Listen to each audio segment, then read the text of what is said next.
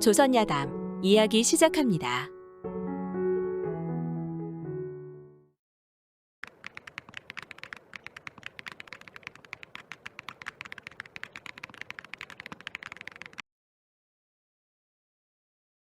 옛날 옛적 평양에 김진사라는 사람이 살았는데 문벌과 재산으로 치면 평양에서도 손꼽는 양반이었습니다. 그러나 김진사에게 혈육이라고는 만년에 낳은 채봉이라는 딸 하나뿐이라 늘 못내 아쉬워하였지요. 그러던 어느 화창한 봄날 아침이었습니다. 산과 들에는 가는 곳마다 개나리, 진달래꽃이 한창이었지요. 기와집과 초가집들이 사이좋게 총총이 박힌 닭장 같은 평양의 한 마을에서는 아침 짖는 연기가 길게 퍼져 올라온 지도 꽤 오래됐습니다.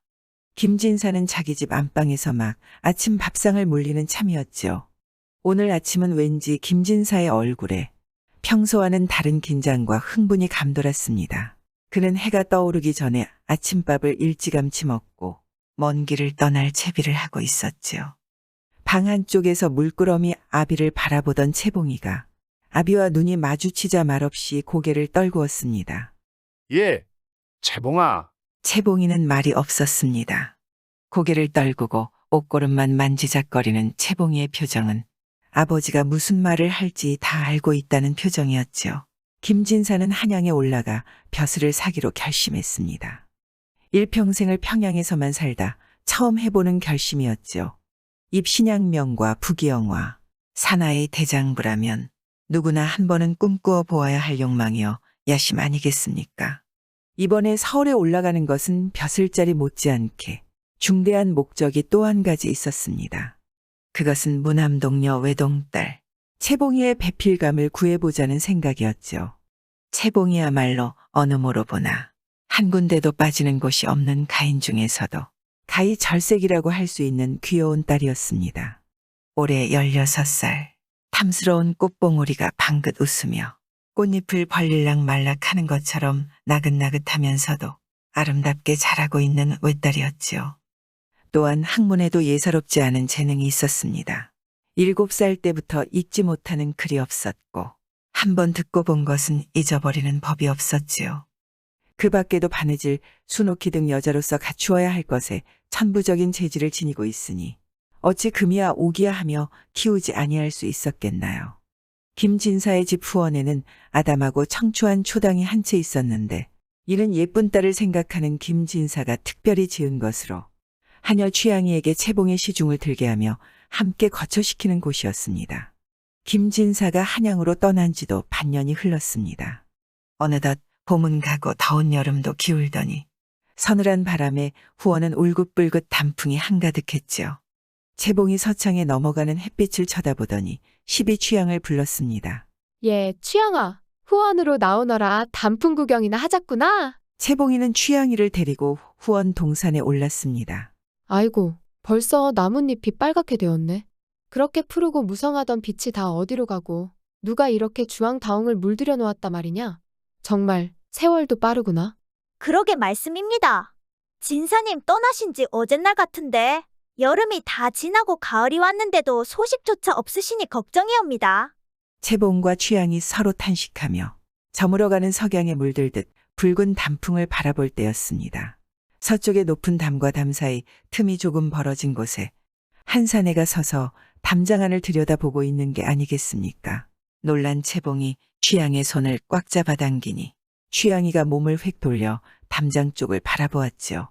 담장 사이로 보이는 사내는 나이 19살쯤 되어 보이는 젊은 도령이었는데 이쪽을 멍하니 들여다보고 있는 것이었습니다. 도령의 의복은 선명하고 얼굴은 관옥 같고 코는 준수한데 풍채는 늠름하고 수려하여 여자의 마음을 흔들어 놓지 않고는 못 베길 만큼 준수했습니다. 한 번도 외간 사내를 본 적 없는 채봉이는 보아서 안 될 것을 잘 못 본 사람처럼 탐스러운 두 볼이 새빨개졌죠. 순간 정신을 놓았다 되찾은 채봉이는 허둥지둥 어찌할 바를 모르다가 취향이의 손목을 잡아 끌고 그대로 줄다름질하여 초당 안으로 뛰어들어 동산으로 난 문을 걸어 잠그었습니다. 도령은 담 터진 대로 들어와 좌우로 동산을 구경하며 채봉이 있던 곳을 가보니 아름다운 여인의 향기가 아직도 머물러 있는 듯 하였지요. 아, 신선이 동쪽 하늘로 올라가니 텅 비어 버들가지에 내만 남았고 까맣같이 소리만 시끄러우니 미인은 다시 볼 수 없구나. 그렇게 탄식하고 초당을 바라보다가 우연히 고개를 숙여 땅을 보니 이삼보 밖에 수건 하나가 떨어져 있었습니다. 도령이 급히 주워보니 세척가량 되는 명주 수건인데 펼쳐보니 수건 끝자락에 채봉 두 글자가 수놓아져 있었죠. 이는 분명 그 처녀의 수건이요 채봉은 그 이름이라. 도령은 명주 손수건을 손에 꼭 쥐고 터진 담 사이로 도로 나오려는데 취향이 대문을 열고 나와 무엇인가를 찾아 헤매이는 게 아니겠습니까? 이상도 하다. 방금 떨어진 수건이 어디로 갔을까? 도령이 이 소리를 듣고 자기도 모르게 말했지요.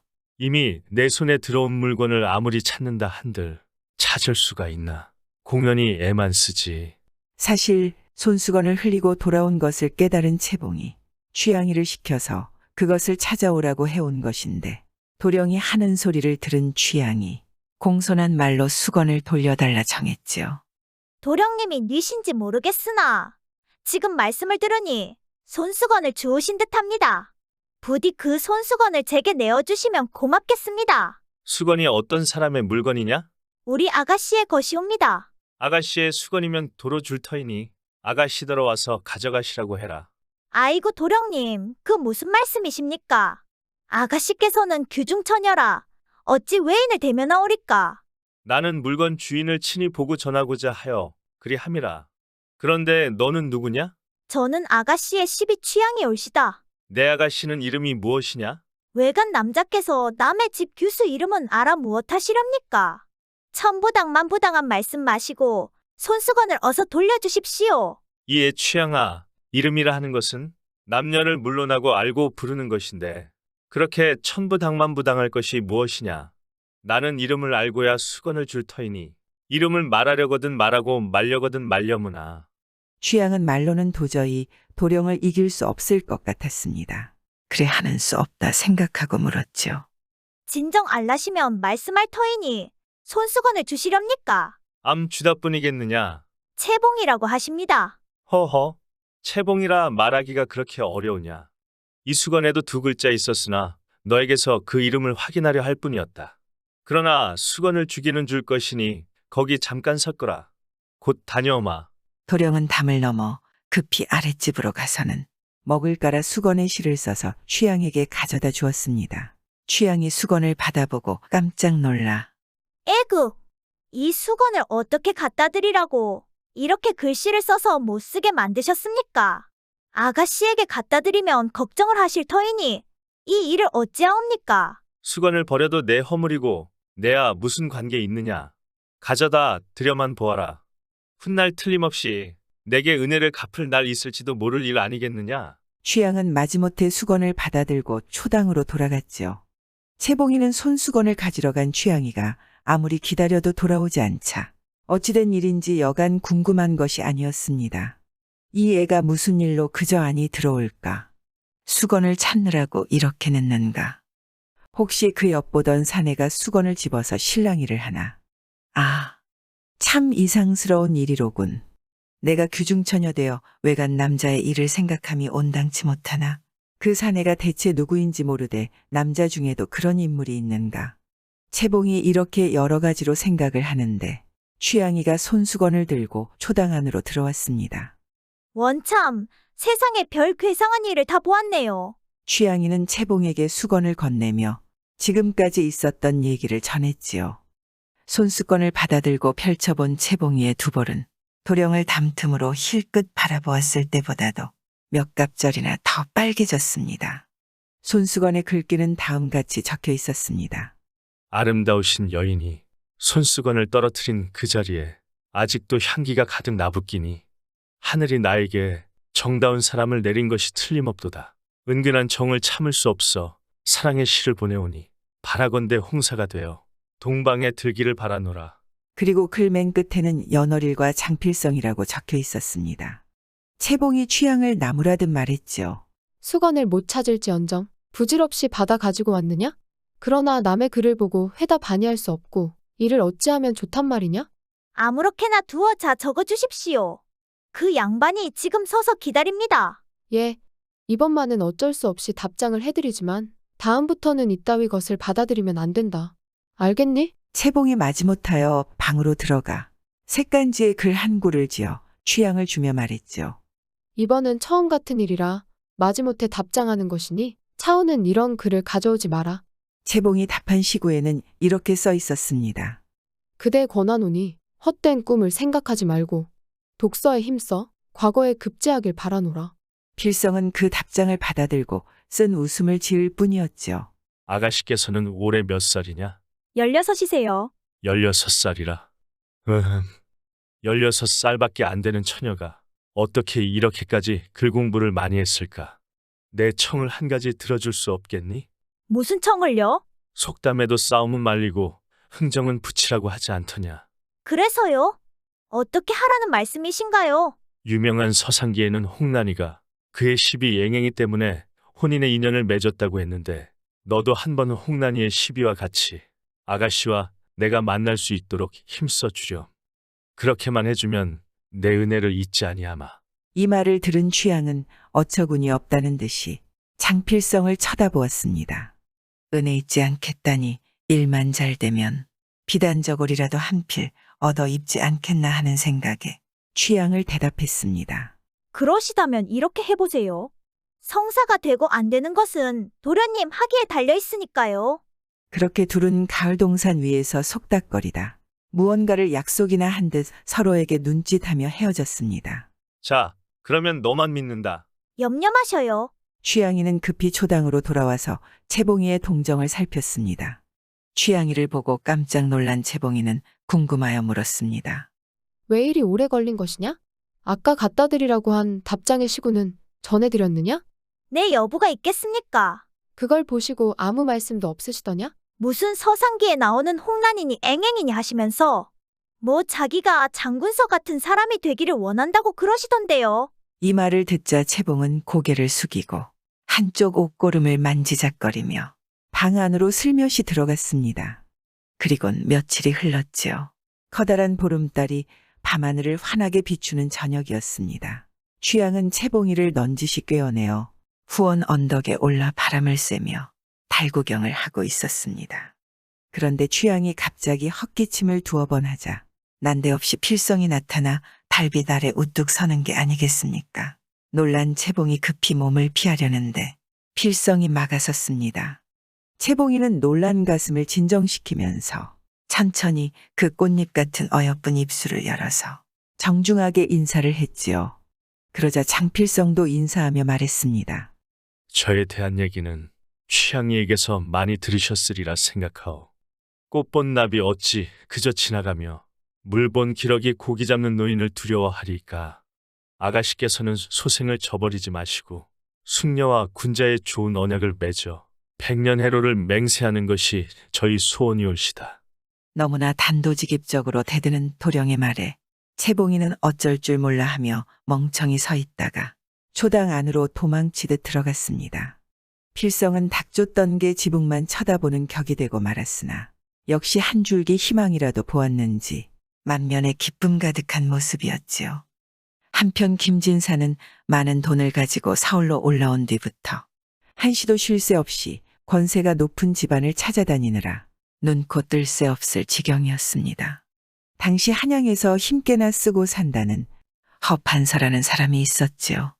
김진사는 허판서와 이어줄 연주를 찾다. 허판서와 친하다는 김양주라는 사람과 친하게 되었습니다. 허나 김양주라는 위인은 윗사람에게 아첨이나 하고 비위나 맞추어 주면서 살아가는 소인배에 지나지 않았습니다. 허판서에게 알랑알랑거려 양주 목사라는 벼슬자리를 얻었고 벼슬을 사고 파는 무리 틈에 끼어서 뚜쟁이처럼 주선을 해주고 이익을 챙기며 사는 하잘것없는 위인이었지요. 김양주는 김진사가 벼슬자리를 얻기 위해 많은 돈을 가지고 서울에 올라왔다는 것을 알았습니다. 그래서 이 기회에 돈을 벌 요량으로 김진사를 대접하는 척하며 한편으로는 평양으로 사람을 보내어 김진사의 재산이 얼마나 되나 뒷조사를 시켜 흉계를 꾸미려 드는 못된 인물이었습니다. 그러나 저러나 좋은 자리가 있는데 한번 해보시겠소? 정말요? 그런데 그러려면 품계를 올려야 하는데 우선 천냥만 나에게 주시오. 그대가 품계를 올릴 수 있도록 내가 주선해 드릴 터이니. 저 같은 시골 사람이 무엇을 알겠습니까? 부디 잘 부탁하오니 힘써 주십시오. 뭐 걱정하실 것은 없소. 모든 일을 내가 책임지고 해드릴 것이니 노영은 그저 돈이나 넉넉히 준비하면 되는 것이오. 김진사는 김양주의 말만 믿고 많은 돈을 주고 품계를 올린 후 김양주의 주선으로 허판서를 만날 수 있었죠. 허판서가 김진사를 보고 말했습니다. 매우 단아한 선비께서 오셨군. 그대 수령 하나 하기가 원이라지. 우선 시험조로 조그마한 과천 현감을 하여보는 것은 어떤가? 위상불 과천이 좋지. 울고 들어가서 웃고 나오는 곳이라네. 김진사는 뜻하지 않은 말에 그저 황송할 뿐이었습니다. 돈은 얼마나 드리면 됩니까? 아무리 적게 예산한다 해도 만냥은 있어야 할 것일세. 대감의 은공으로 현감까지 맡기시니 황송무지우시다. 허나 지금 5천냥은 가지고 있고 나머지 5천냥은 집으로 돌아가 마련해 올 수 있을 것 같은데 괜찮으실런지요?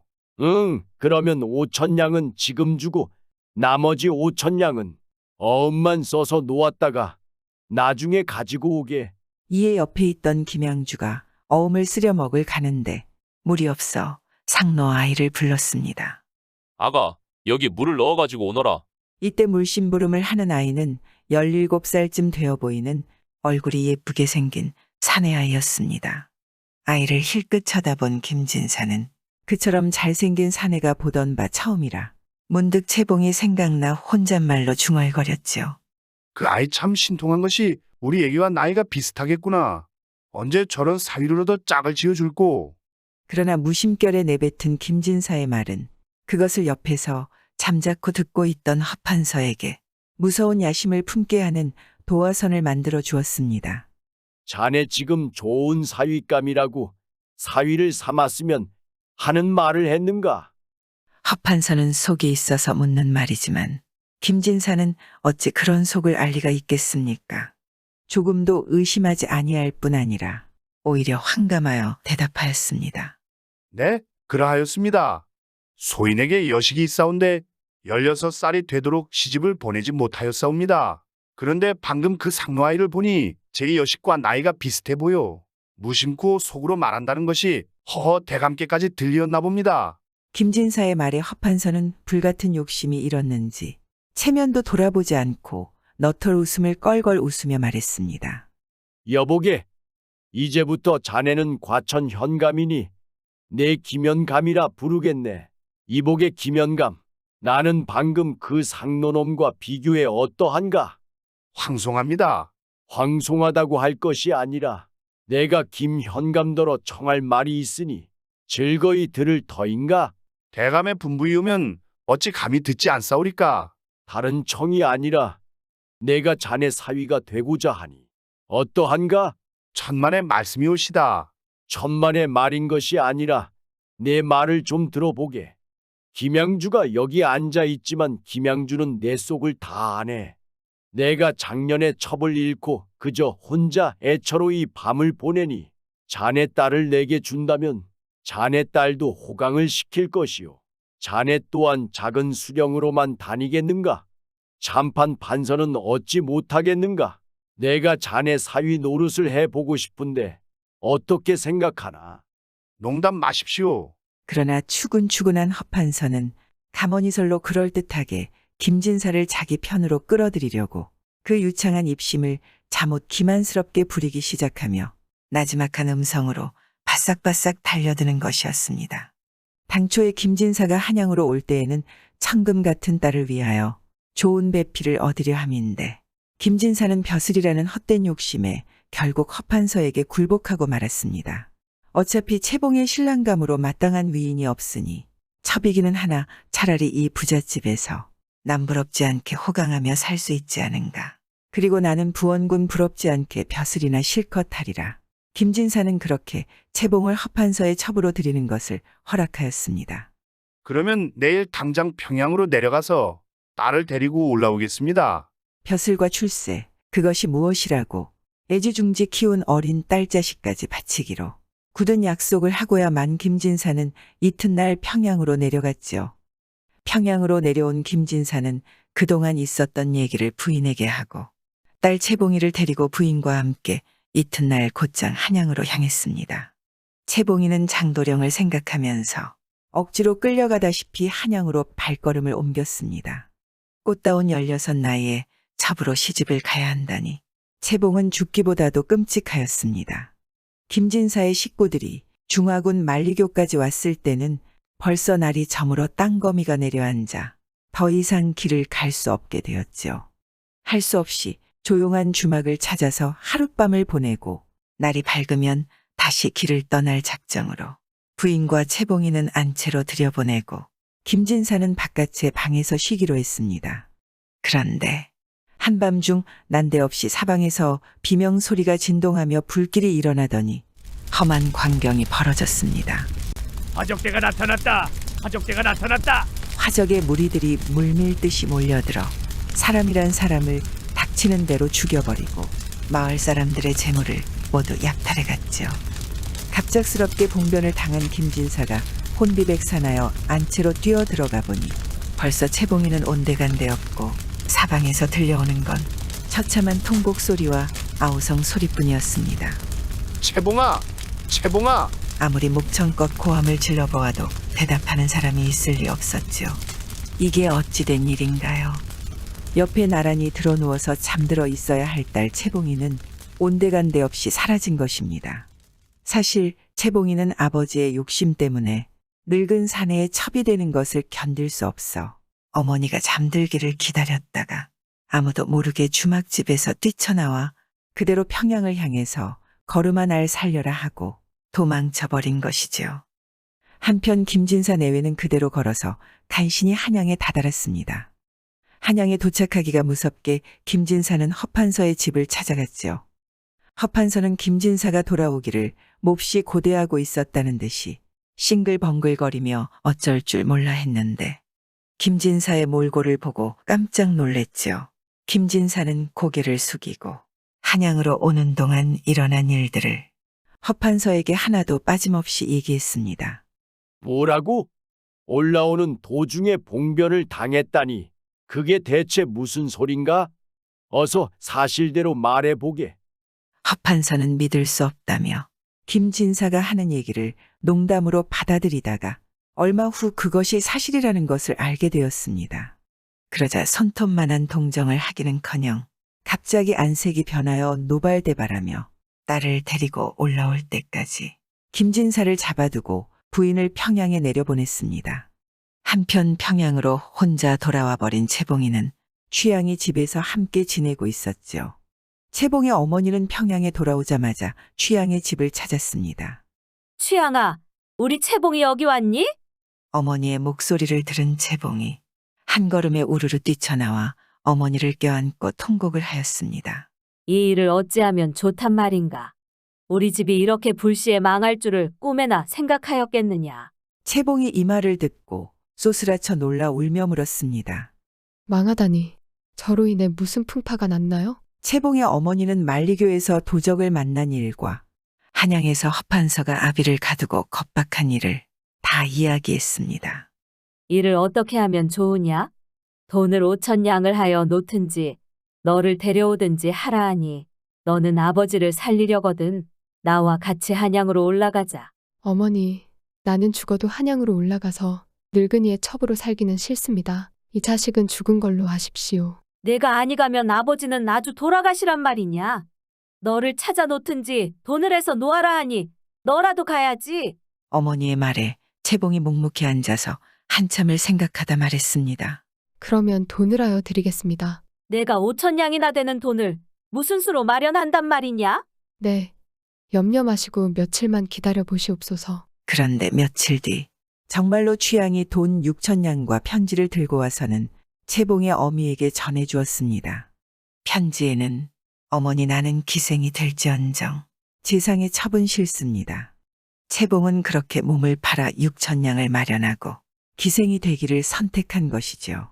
채봉의 어미가 이 편지를 받아들고 놀라 채봉을 찾아 헤맸지만 어디로 팔려갔는지 도무지 찾을 수 없었습니다.